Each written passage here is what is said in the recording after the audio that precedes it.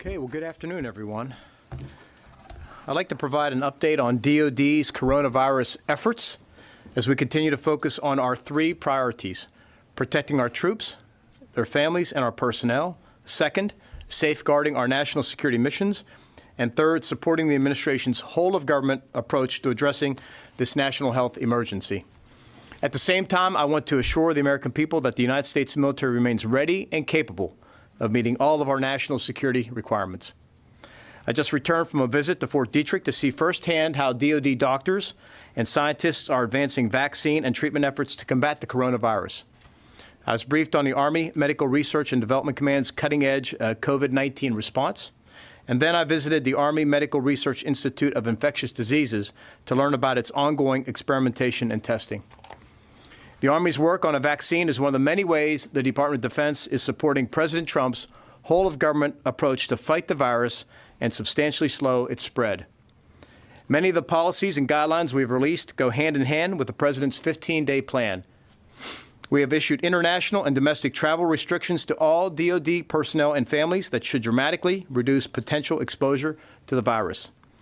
Inside the Pentagon, we are practicing social distancing, minimizing person-to-person interaction, and, wherever possible, conducting virtual meetings. Employees who exhibit any symptoms of the virus are instructed to seek appropriate medical treatment, stay home, and telework as needed. Yesterday, I held 2 sessions with the department's senior civilian and military leaders and briefed Vice President Pence, Secretary Azar, and other task force leaders on recommendations for how DOD can provide additional medical and logistical support during this national health emergency. I'd like to highlight several of those today. First, the Department of Defense will make available up to 5 million N95 respirator masks and other personal protective equipment from our own strategic reserves to the Department of Health and Human Services for distribution. The first 1 million masks will be made available immediately. Next, we are prepared to distribute to HHS up to 2,000 deployable ventilators for use as needed. These machines are different from their civilian equivalents and require special training to operate, but we are committed to supporting HHS's requirements in any way we can. Third, the Department has made our 14 certified coronavirus testing labs available to test non-DOD personnel as well, and we will soon offer 2 additional labs for that purpose. We hope this will provide excess capacity to the civilian population. Finally, we are considering activating National Guard and Reserve units to assist states with planning, logistics, and medical support as needed. In my conversations with governors and members of Congress about DOD's resources, I've made it clear that we will continue to support the administration's comprehensive efforts and the country every step of the way while ensuring our nation's security remains the top priority of the Department of Defense.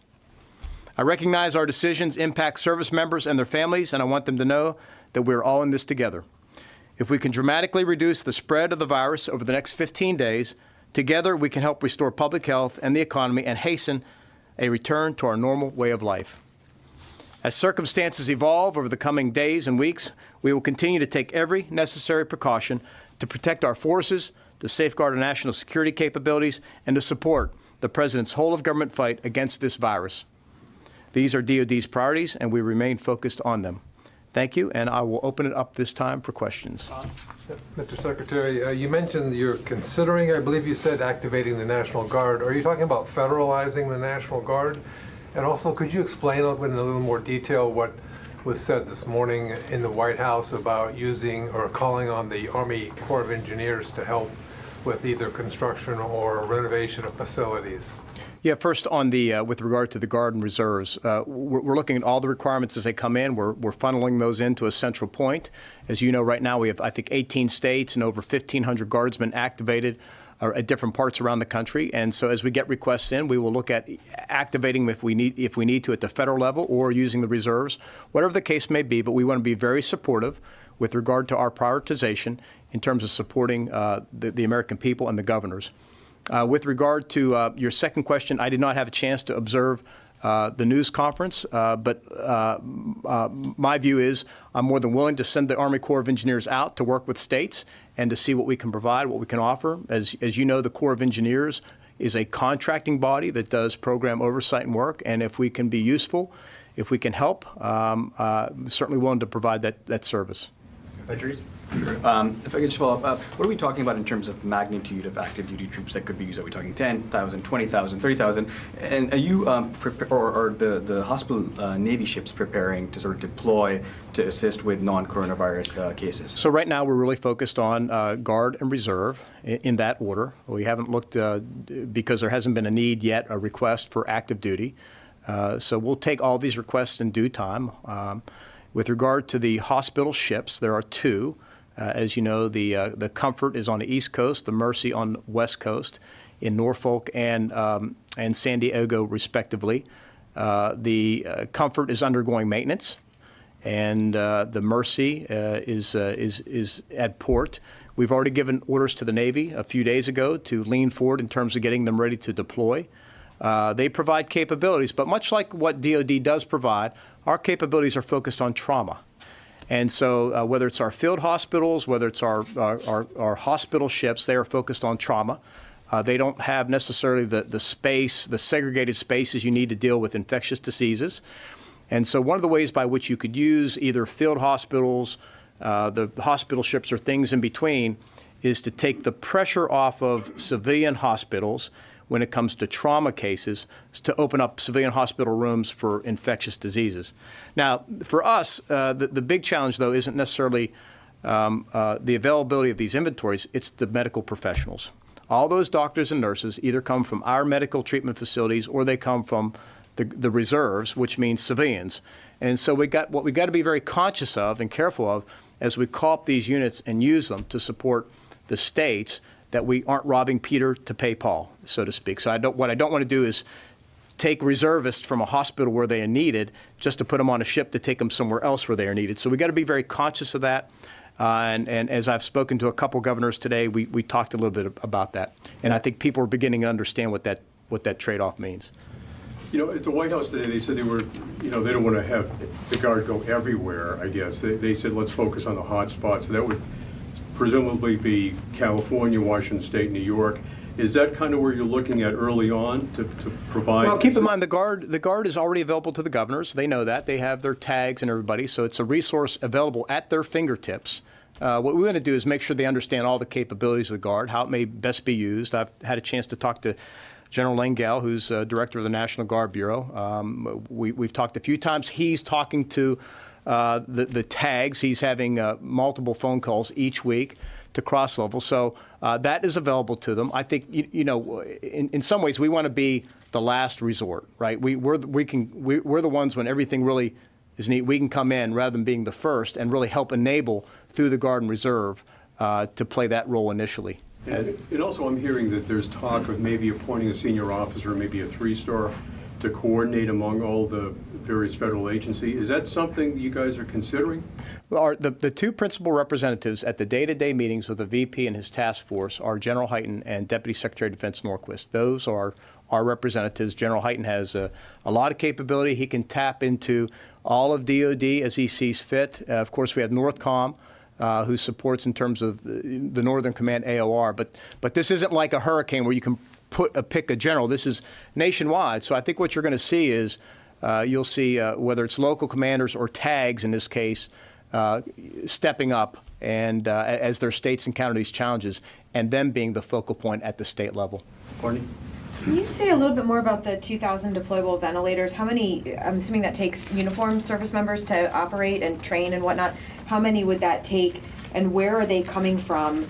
And can you say where they're going yet? Or presumably New York, but. No, I can't say where they're going. We've made them available to HHS. HHS would have to determine the prioritization. They are in stocks in some cases. We'd have to get you more detail on where they are, but obviously they're spread out to support our medical deployability. And yes, these require some special training. What we'd have to do, and I informed when we talked about this the other night with the Vice President and his task force, is we'd have to do a train the trainer, if you will, maybe provide some people to make sure that the civilians who would use them know how to use them properly. They're unique in terms of deployability. They got single-use functions in some cases, so they are different than what you would find on the civilian end because they're meant to be deployable. Right? So would it be 2,000? I mean, presumably if it's 2,000 ventilators, is that 2,000 service members who would have to be used to train? I would be speculating, but I would say no. I would say one person can train a multitude of people to learn how to operate them, and maybe you have them outside as an outside, to help with maintenance or things like that. But I don't think the numbers, we could do the math and get back to you on that, Courtney, and see. Jennifer? Can you give us an update, Secretary Esper, about what Fort Detrick has found in terms of their vaccine? How far along are they? And since you're encouraging people to telecommute, why did you feel the need to be there in person and have meetings with people in person? Shouldn't that commuting start now? Well, we're doing a lot of telecommuting every single day. I telecommunicated with the Deputy Secretary of Defense this morning from my office to his office. So when I went up there, we had all the social distancing stuff worked out, the space. But the chance to talk to the doctors face-to-face, and I wanted to see their labs, I want to see where they're working, is really helpful to me to get an understanding of what they're doing. So we put all those precautions in place. If anybody knows how to do it, they know how to do it. What I will tell you is they're working out on a number of fronts. As many of you know who've been here before, they've been very successful in the past, whether it's dealing with Ebola or Zika. They have incredible capabilities. They're well-knitted, extremely well-knitted into the interagency efforts. Their relationships with either Dr. Birx and Dr. Fauci are remarkable. And in terms of their ability to understand the virus, what it does, and they're at the point too in terms of the ability to soon purchase machines that could do the testing at incredible levels of capacity and throughput is one of the things that they briefed me on that should be coming online in a couple months or so. But how far along is the vaccine? I think they gave me the same numbers that they gave all of you, 12 to 18 months, the normal course. As I understand it, there's some private actors out there who think they could do it quickly. But in terms of how we do it, it's looking at 12 to 18 months. And of course, where they can provide support is if somebody does develop a vaccine, we could run it through our system very quickly as well and support those efforts. Barbara? Mr. Secretary, two questions. First, could you bring us up to date when you talk about the Corps of Engineers, your latest assessment of what are the next steps are with the state of New York? Because Governor Cuomo has been so open publicly about his request. But first, I wanted to ask you, you talked about using the U.S. military active duty, the Defense Department, as, in your words, a last resort, not the first resort. Mm-hmm. I do want to press you on a bit on that, because the country's being told this is unprecedented, really dire potentials are being sketched out to the American public. Is it, in your view, is it time to think in non-traditional ways about using the active duty force? Should it be the last resort? Well, when I talk about active duty force, I don't mean about people per se supporting in terms of planning logistics. I'm thinking about is our medical capacity with regard to our treatment facilities, things like that. We have to treat our own populations. Our own populations will likely be, in terms of beneficiaries, susceptible at the same rates as the civilian population. So we provide a little bit of flex. If you compare us to VA, they have many, many more hospitals. So that's kind of how I think about it. We got the Guard is available to handle stuff, and the active component will stand. We're ready to support in any which way we can. I'm just suggesting I think a lot of this has to begin at the state and local level in terms of in helping enable them. Do you think that the military population, very often described in this room as young and healthy, is susceptible to the virus at the same rate as the civilian population? And I would like you to address New York if you could. Well, don't turn me into a doctor that I'm not, but I will tell you what I said before is we have a very young and healthy and fit military population, which seems to imply, based on what we've seen so far, that they are less likely to contract and show symptoms at the rates of people older than them. Now, of course, many of them, another part of our population are dependents and beneficiaries who range from young kids to senior citizens. So I got to worry about that population as well. That's about 3.8 million people who live within 40 miles or so of our 36 military treatment facilities. So I'm looking at that population as well. With regard to the uniformed people, I do think they are very fit. I think that they will fare well throughout this. We watch them and protect them, and as need be, test them. But again, I think in terms of the military population, they'll be fine.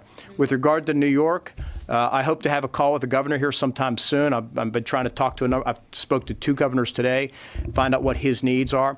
As I speak to governors and others, I say, tell us what your needs are, and then we'll figure out the best way to meet them, whether it's logistics, planning, medical, whatnot, and then we can look at the various ways we approach it. Is the National Guard the first place? If not them, then the reserves.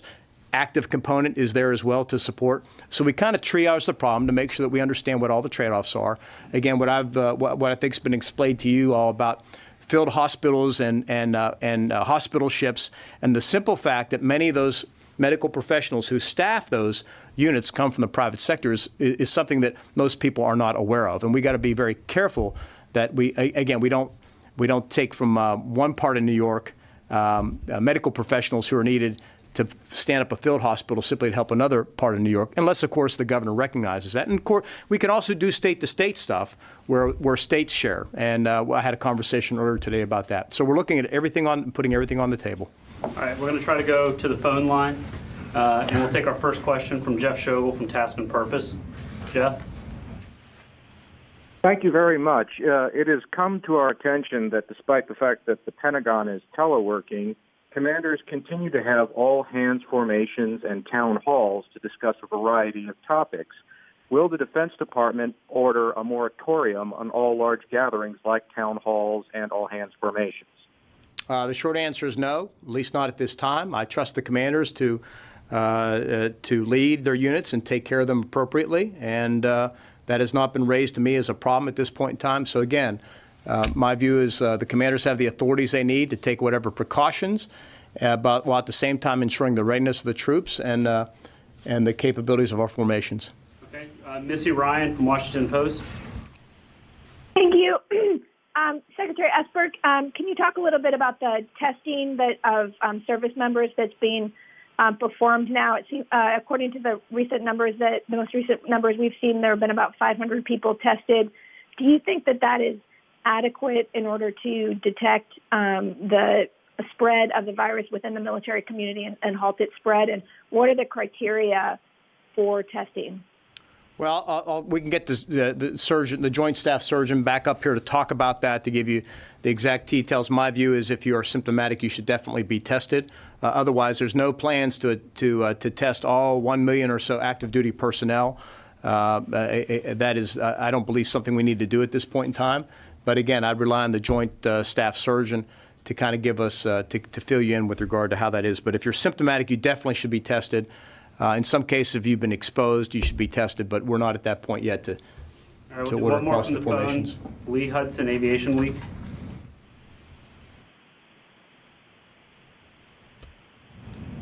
Okay, back to the room. Mr. Secretary, could you give us some sense of timing here? How long does it require you to activate a reserve unit? If the governor of New York wants you to get the Army Corps of Engineers contracting to renovate hospitals or build new ones, we learned with the wall that still is a contracting process that takes time. So how long would it be before the U.S. military really started having an impact in terms of hospital beds? Yeah, it's another great point that as I talk to people, I try and share with them. So let's take your second part first. With the Corps of Engineers, they do great work, very good program managers, but they have a number of federal rules and regulations they follow. They have a very expansive contracting process, and that takes time. The Corps of Engineers does not build projects. They contract others to do the projects. So my hunch is it would probably be quicker if it's done at the state or local level. But nonetheless, I don't mind offering up the Corps of Engineers to come to a state to talk to whoever a governor wants them to speak to about with regard to renovating buildings or whatnot, to see if we can do it quicker. We're prepared to do that. But I think at this point the key is speed. But again, I need to have those conversations with the governors and others. With regard to your first question, you're right. It takes, look, I spent a lot of years in both the Guard and Reserve, and it takes time to activate people. Depending on the type of unit, you have to activate the person, but then you have to draw equipment. You have to do any number of things. And then in all cases, you have to, again, be very careful that you're not pulling somebody out of a part of the civilian sector where they're needed. we keep talking about medical professionals, but it could be law enforcement. It could be firefighters, whatever the case may be. So that takes a little bit of time, too, to make sure we're making the right decisions with regard to who we call up. So you're describing a process that sounds like it's going to take weeks, not days. Well, it could, depending on, I don't have any hard requests, maybe one or two right now, but if you're thinking about calling up the Guard Reserves, it's not hours or days, it's probably days or weeks, and more like weeks, but it depends on the type of unit, where they're located, what they would have to bring to the mission, et cetera. What are the hard requests? Let me go to somebody else. Thank you, Mr. Secretary. At the White House briefing today, the President suggested that there's actually been some discussions about potential sites for field hospitals. Have you been advising on where these sites could potentially be, maybe Washington State? And then secondly, on the ventilators, with the 2,000 that you're sending out, can you give us a sense of if there's greater need than that, if this gets worse? How much further can DOD surge before it needs to reach out to maybe the private sector or other places? Well, I think again, second question first, we can offer up to 2,000 doing that. That's why I like to say the key thing right now, when you look at the numbers of people that are projected that may need ventilators, 2,000 doesn't put much of a dent into it, but we can offer what we have. But I think the key thing is the private sector, the manufacturing side, whoever makes medical machines of this type, is how do you prime that pump to get the production? Because we're simply not going to be able to meet the demand if the demand fits some of the profiles that we've seen the CDC brief. And then location of field hospitals. Again, I think it's a case-by-case basis. It has to depend on a conversation with the governor or the state or local authority. My view is the best use of our field hospitals, because they're geared toward, is trauma. So ideally what you would do is locate it somewhere, maybe next to a hospital, whereas trauma patients come in, instead of going into the hospital, they would go into the field hospital, where we could treat the broken legs, the lacerations, the falling down, hit your head type of stuff.